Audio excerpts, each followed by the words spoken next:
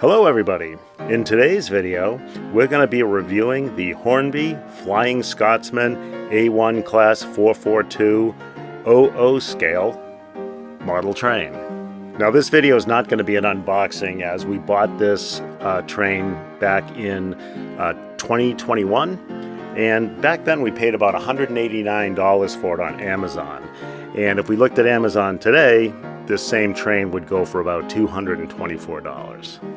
Okay, let's take a quick dive into what makes the Flying Scotsman such an iconic train, worthy of having it recreated by model train companies such as Hornby. To do this, we need to talk about two things: the actual rail line and the locomotive itself.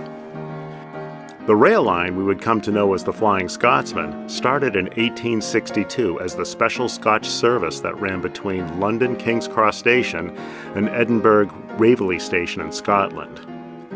The service would depart simultaneously at 10 a.m. with one train departing London King's Cross for Edinburgh Waverley, while the other train departed Edinburgh Waverley Station for London King's Cross. But in the early 1920s, big things were about to happen. First, in 1923, the railroads of England would go through a consolidation process that would create 4 big railroad operators and leave the 10 a.m. Special Scotch Express under the operation of the newly created London North Eastern Railway. Second, in 1924, the 10 a.m. Special Scotch Express service would be renamed the Flying Scotsman. So where does the locomotive fit into all this? Well, in 1923, around the same time the railroads of England consolidated into 4 major operators, Nigel Gresley, a British railway engineer and designer, designed the Class A1 462 steam locomotive. These 462 steam locomotives were the workhorses of the mainline and express rail services around the world and were commonly known as the Pacific type. The A and A1 class simply refers to the wheel configuration of 462. By comparison, the B class would have another wheel configuration, in this case 460, the C class 442, and so on. So, each class designation would have a specific wheel configuration. The 1 in A1 class is simply a version number. Think of it in today's terms as being similar to a software version. There were 51 Class A1 462 Pacific steam locomotives produced. In 1924, the third of those 51 would be renamed the Flying Scotsman after the recently renamed rail service, assigned number 4472, and go on to become the flagship locomotive for the London North Eastern Railway and the basis for the model train we're taking a look at today. The rest, as they say, is history. It does leave me with one question, though. Did the Flying Scotsman ever pass the Hogwarts Express during any of its stops at London's King's Cross Station? Let's take a detailed look at the Hornby 00 scale steam locomotive, the Flying Scotsman. So the Flying Scotsman is a 462 steam locomotive. And we've done this in the past, but we'll just specify what the 462 means. So the 462 means that there are 4 leading wheels, so there's 2 on each side. There are 6 drive wheels, the big wheels you see in the center, and then 2 trailing wheels in the back. So you have 4, 6, 2. The tender is an 8-wheel tender. So there's 4 wheels on each side, as you can see here. So looking at the side here, we'll work from tender to the front of the train here. You can see that the train is just a wonderful color green. It looks kind of like an olive drab, maybe a little lighter than an olive drab, but it has this nice white pinstriping throughout. So you see it here on the tender. You see it kind of striped on the locomotive here. Just a really wonderful looking paint job. In gold, you'll see the letters LNER, and that's the acronym for the London North Eastern Railroad. And then you've got the number 4472 on the side of the cab. Looking down here, There's some pretty good detail down here in the trucks. You can see that there's some suspension in the tender trucks here, kind of molded into the plastic. You've got some nice little step-ups here, molded in. That's a nice detail. You'll see it from the top, but you'll see there's a nice coal load here, and then of course the water tank in the back. Moving forward, we have the cab of the locomotive, the gold 4472. You can see the black frame and decking carrying forward. It's got a black roof. Again, you'll see that more from the top. Got a couple of whistles up there on the top of the boiler there. Some handholds molded into the plastic. Some pipe work along the side. And of course, you've got the green drive wheels here. You've got the linkage here, and we'll see that more in action when we take it for its run. And then you've got the little placard over that center drive wheel that says Flying Scotsman. As we move forward, you'll see the front of the boiler is painted in black. You've got the black piston here with the linkage coming out of there. See some boiler supports and so forth. Yeah, just a pretty nicely detailed locomotive. So let's give it a turn.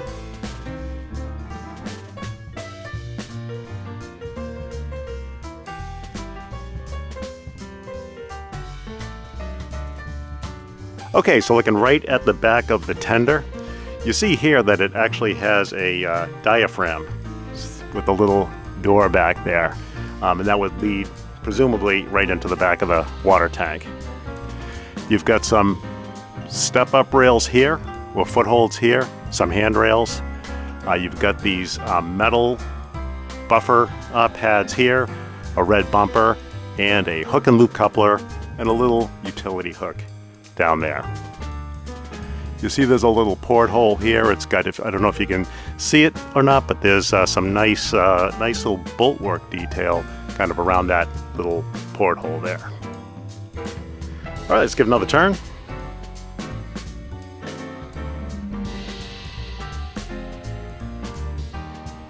Okay, so looking at this side of the locomotive here, you can see that it's basically a mirror image of the opposite side. There's nothing really unique on this side. I did miss the little detail on the other side to point out that there is a little plastic window in the forward window here on the cab.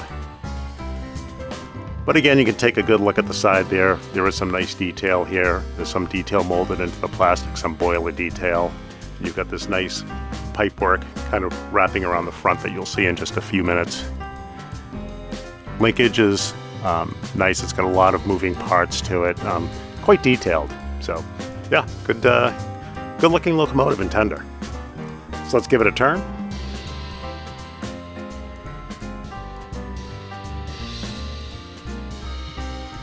Okay, looking at the front, you can see the front of the boiler here. We've got some metallic looking, that's paint, but there's some metallic looking hinge work here on the front.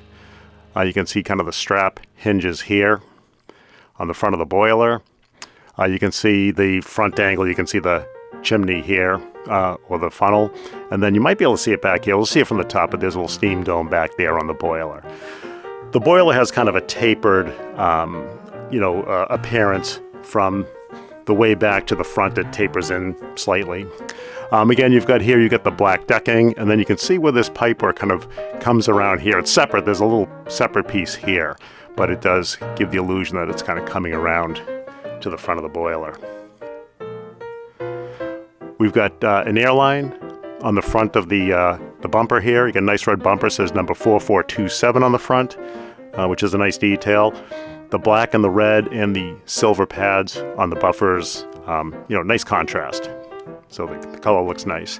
And then you've got your hook and loop couplers. Okay, let's complete the turn.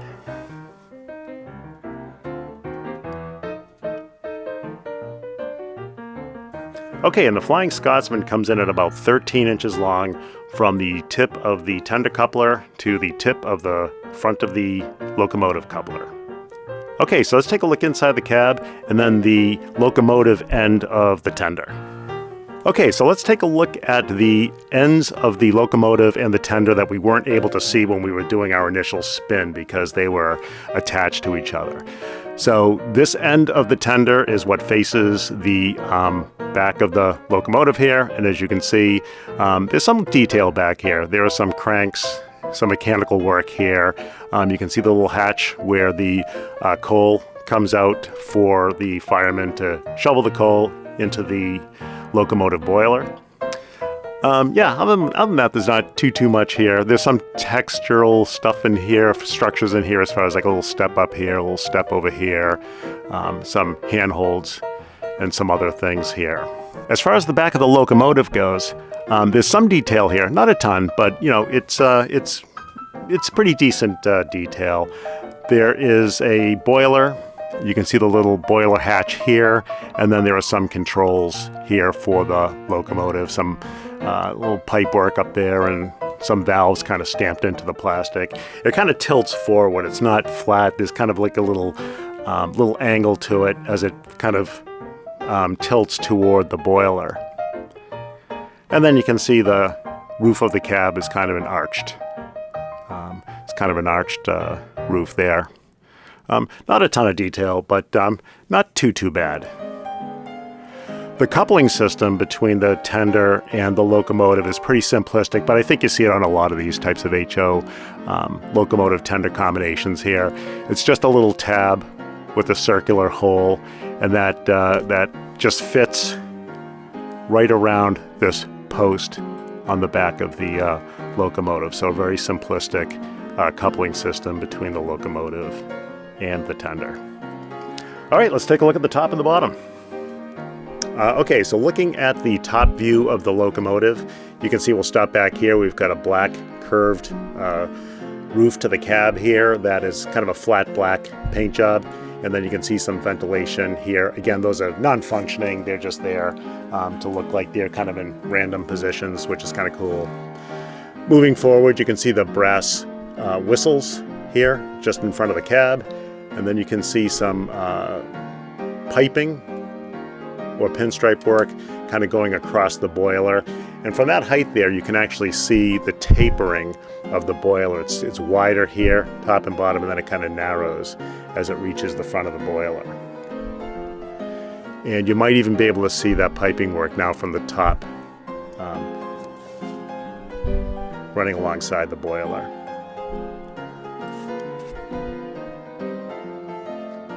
You got a steam dome here, your chimney, and then you can see where the paint goes from green, and then the front of the boiler and the chimney is painted black.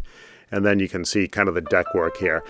If he tilts it down a little bit so you can see this, you can see the little, kind of coming into the deck work is these little fenders here with the gold trim. Those are kind of cool there. I'm not sure if fender's the appropriate term, but I think it fits. Yeah, other than that, there's not too much else to see. Just want to give you a quick look at that. Let's take a look at the bottom. Okay, looking at the bottom of the Flying Scotsman locomotive, you can see here, there's not too much detail here. This is really more just to give you a look, but you've got some access screws down here in case you need to access the motor compartment for service or repairs or whatever. You can see the linkage from the bottom, some of the detail there as it appears from the bottom. Metal wheels, of course, for the electrical continuity with the track. You've got your wheels in the back there are metal, and these four wheels, smaller wheels in the front are metal. I don't think they make contact with the, for electrical reasons. I think it's there for continuity or for weight. And then you can see here, there's kind of pivots. On a screw, and kind of moves up and down with the track. And the Hornby logoing is down there on the bottom as well. And then, of course, here's the pin for that coupling tab that comes out from behind the tender, or in front of the tender. Yeah, so there's a look at the bottom. Let's take a look at the top of the tender. So on the top of the tender, you can see here we've got a fake coal load here. But it's a pretty good looking coal load. You know, those look like little chunks of coal to me, so I think they look pretty good. This is the top view of that, of the end of the tender that faces the back of the locomotive here, so you can see the little coal thing there, the little step up down there, and then the water tank filler here. So yeah. Yep, let's take a look at the bottom. Yeah, so as we mentioned earlier, the tender here is an 8-wheel tender, metal wheels, but again, there's no electrical continuity here in the tender. Just there for looks and weight and maybe sound. You know, the sound on the rails, not sound through a speaker. But yeah, so the some linkage down here, or fake linkage here with the truck suspension and that type of thing. Not a ton of detail. Hornby logoing down there. Access screws in case you need to get in there and service it or whatever. So, but yeah, there's a look at the bottom of the tender. All right, so there you have it. That is the Hornby 00 scale Flying Scotsman locomotive and tender. Let's give it a spin one more time.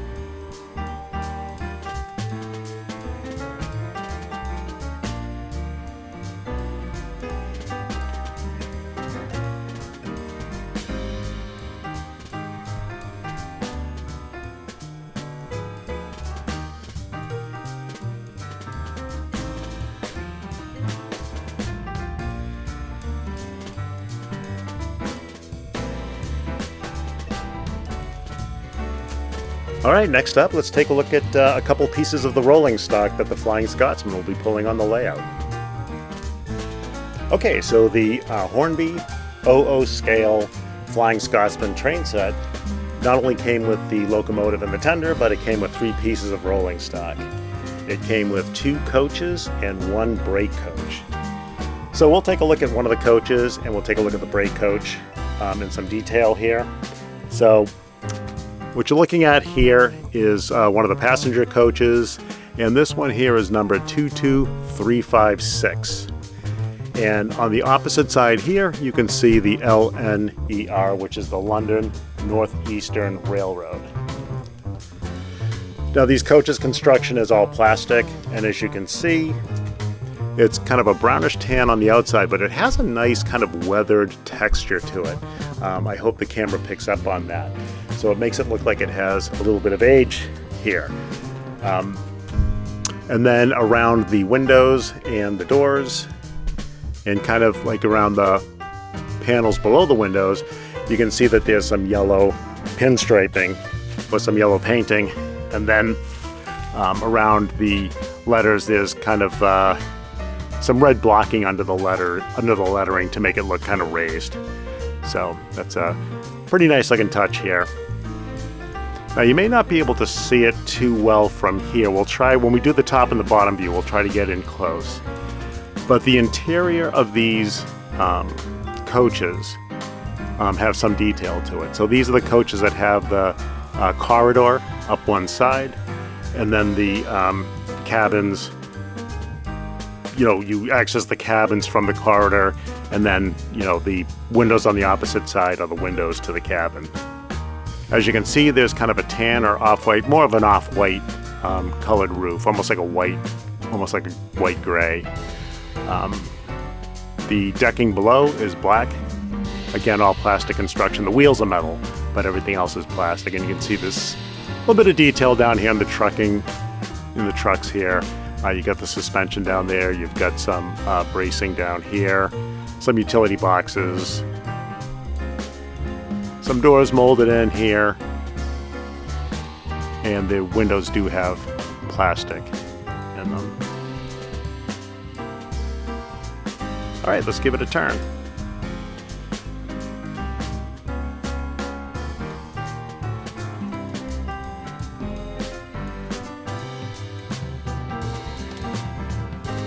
Okay, looking from the back here, you can see that we've got a little bit of a diaphragm here.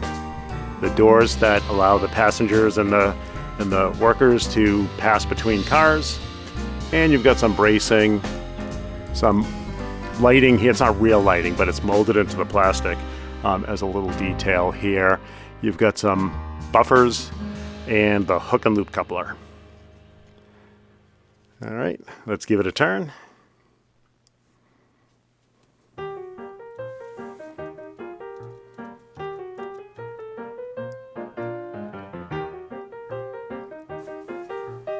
Okay, so structurally you can see that this side of the coach is not the same as the opposite side. There's a lot more doors here on this side. The windows are smaller, and this is actually the cabin side of the passenger coach. The other side was the corridor side, and so you would expect this to be slightly different over here. We still have the car number over here, 22356, LNER. And then we've got the numbers on the doors. I'm not quite sure what that 333311 stands for, because it's slightly different on the opposite side. Yeah, but it's still a nice looking coach. All right, let's give it one more turn.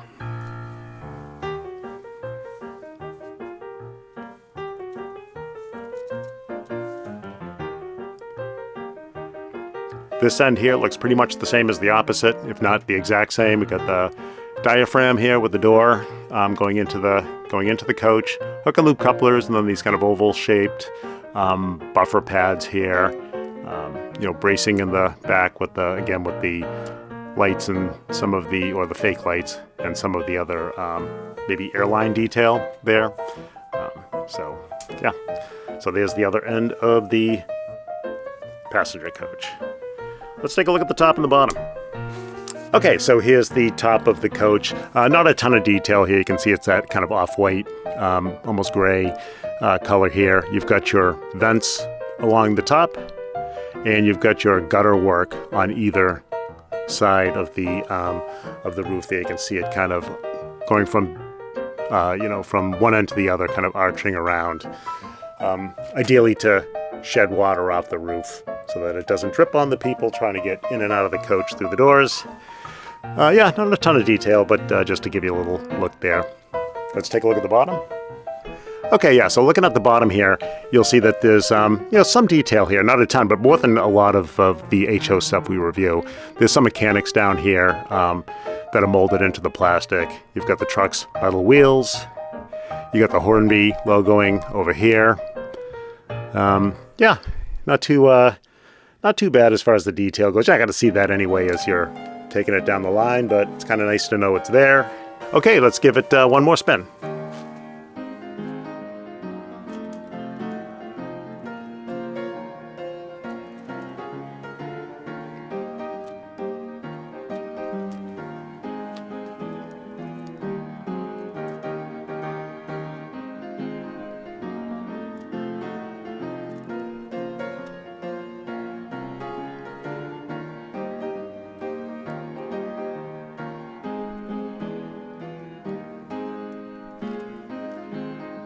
And remember, there's two of these that came with the train set here. This one is 22356.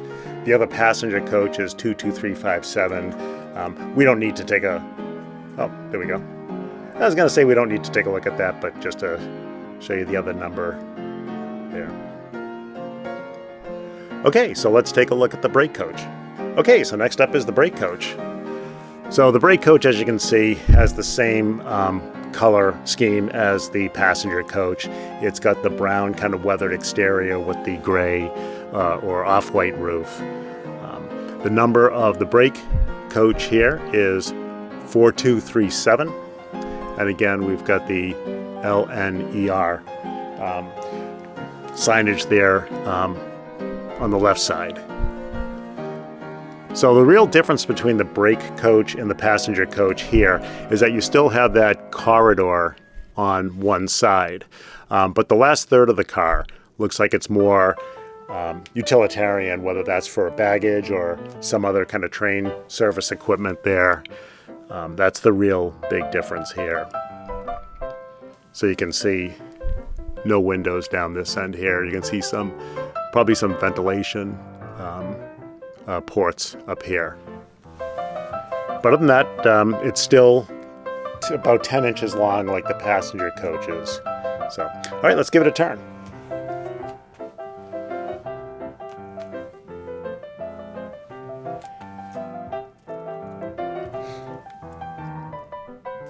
Okay, so the end of the brake coach is very similar, if not identical, to the ends of the passenger coaches. You've got the diaphragm bracing, these kind of fake marker lights here, some air hoses, hook and loop coupler, and those oval buffer pads.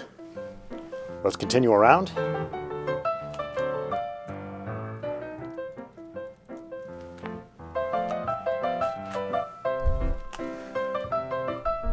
So this is the cabin side of the brake coach here. And again, we'll try to get see if we can get a close-up interior shot of that. I'm not sure if the camera will focus inside there through the glass, but we'll give it a shot. But again, you've got your doors, smaller windows here, and then you've got the area of the car here, the last third, with really no windows except for maybe this window here and then the door window here. But you got the same ventilation slots up there. But it pretty much looks the same as the other side. Okay, let's bring it around, take a look at that next end.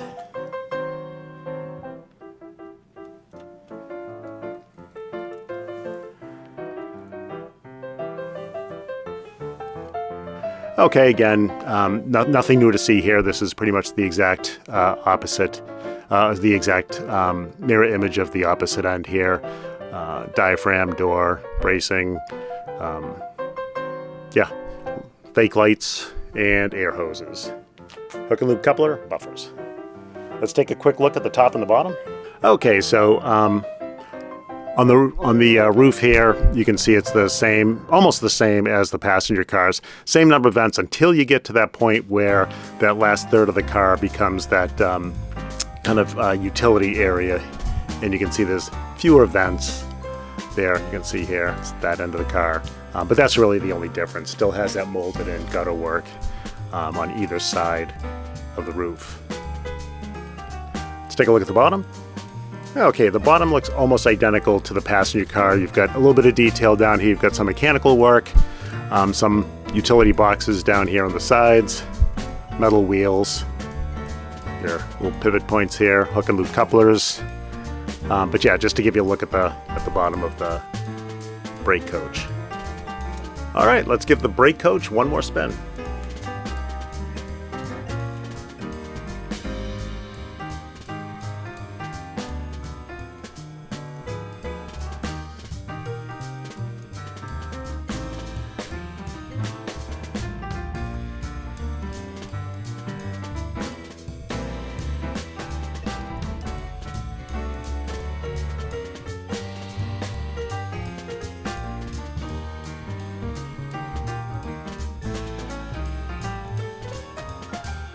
Okay, so there you have it. The 00 scale Hornby Class A1 Flying Scotsman. Now, one thing I wanted to mention before we end this part is that, as I mentioned at the beginning, we bought this set from Amazon for about $189. Now, this train set did come with Hornby track and a power pack, but we run these Hornby trains on our Bachmann HO scale layout, and so we just had too much extra track, so we brought the old Hornby track to Savers so somebody else could use it in the power pack as well, just because we didn't need it. But just to make sure you understand that this was a train set that comes with not only the parts you see in front of you, but it also did come with the track and the power pack.